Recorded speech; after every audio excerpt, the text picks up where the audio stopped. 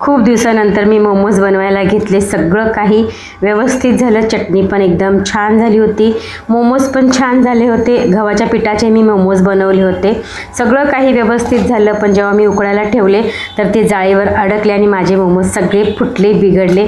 तर ते तुम्हाला व्हिडिओमध्ये पुढे दिसणारच आहे. तर व्हिडिओ हॅलो नमस्कार मैत्रिणींनो. तर चला आज आहे ना मी व्हेज मोमोज बनवणार आहे आणि त्याच्यासोबत चटणी पण बनवणार आहे. तर इथे मी ना गरम पाण्यामध्ये थोडेसे अशा मिरच्या मी भिजत घातले. 1 तासवर भिजवायचेत आपल्याला. मी बारीक मिरच्या घरामध्ये होते ना तेच मी भिजत घातलेले आहेत. तर तुम्ही जर काश्मीरी मिरची असते ना जाडीवाली ते भिजत घातले तरी चालेल. आता जे घरामध्ये अवेलेबल होतं तेच मी भिजत घातलेले आहे. तर याची मी चटणी बनवणार आहे. आता गरम पाणी केलं आहे, त्याला 1 तासभर भिजत घालणार आहे. त्याला 1 तासभर आपण छान भिजू देऊयात. इथे ना मी मोमोजचं सारण बनवण्यासाठी ना 1 कांदा घेते, एक शिमला मिर्च घेते आणि 1 गाजर घेते. थोडीशी कोबी आहे ती घेते मी आता याच्यामध्ये. आणि लसूण अद्रक पण घेणार आहे. ते मी तुम्हाला नंतर बनवताना तेलामध्ये टाकेल तेव्हा मी ते तुम्हाला दाखवेल. तर आता ह्याला मी चांगलं बारीक चॉप करून घेते व्यवस्थित. तर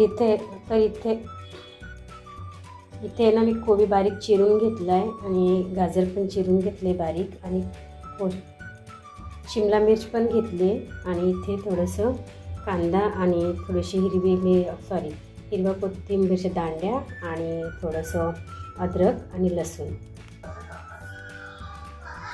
कढईमध्ये तेल घेतले, त्याच्यामध्ये अद्रक लसूण टाकून घेते.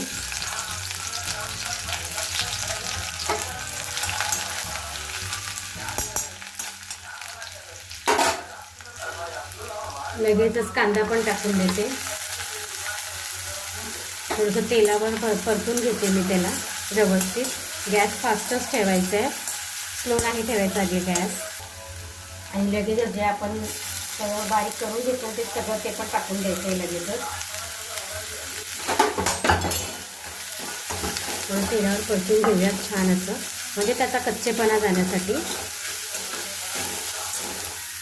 थोडीशी काळी मिरपूड टाकूया, थोडंसं चिली फ्लेक्स टाकूया, थोडंसं ओरिगानो टाकूया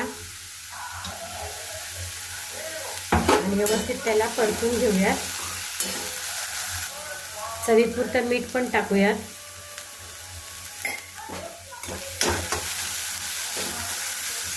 तर थोड्या वेळेला आपण थोडंसं परतून घेऊयात, म्हणजे याचा कच्चेपणा जाऊ दे. कच्चेपणा गेला ना तर खायला पण चांगलं लागतं.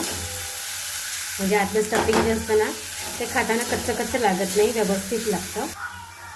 तर हे बघा तुम्ही ह्याचं जे सारण आहे ना मोदकाचं खूप छान झालेलं आहे. मी खाऊन बघितलं, खूप टेस्टी झालेलं आहे.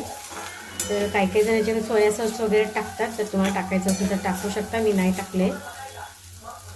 तर मस्तच झाले. तुम्ही बघा त्याला तर थंड करायला ठेवूयात, नंतर मग त्याचं आपण मोमोज बनवूया.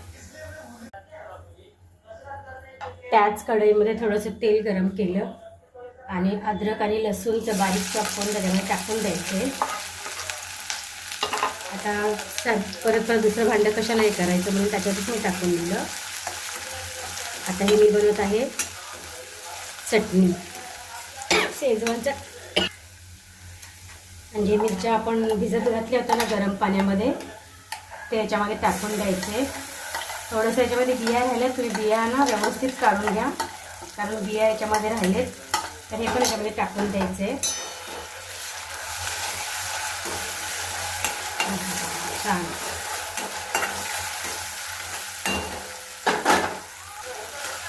तर हे बघा तेल व्यवस्थित सुटलेलं आहे, म्हणजे छान असं झालेलं आहे.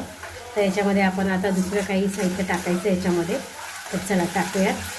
अजून थोडंसं 1-2 मिनटं राहू दे. टॅमॅटो सॉस टाकूया, मिरीपूड टाकूया थोडंसं अजून याच्यामध्ये, साखर टाकूया, मीठ टाकूया चवीपुरतं आणि मग व्हिनेगर टाकूया थोडं याच्यामध्ये. सोया सॉस पण टाकायचं होतं, मला वाटलं आहे घरात, पण नंतर बघायला गेले तर नव्हतं सोया सॉस. तर ठीक आहे, याच्यामध्ये चालून जाईल. तुम्ही बघा इथे मस्त अशी चटणी झालेली आहे. हा एक नंबर याचा कलर पण आलेला आहे, तुम्ही बघू शकता. हे बघा, आला की नाही कलर मस्त. हा हा हा हा, बघूनच असं वाटतं खावं. तर ना असं बारीक बारीक पातळ लाटून घ्यायचं. मला तेवढं सेप देता येत नाही, पण प्रयत्न करूया आपण. येतं का द्यायला. तर हे बघा, हे झाले. बघा तुम्हाला कसं जमते. तर हे झालं.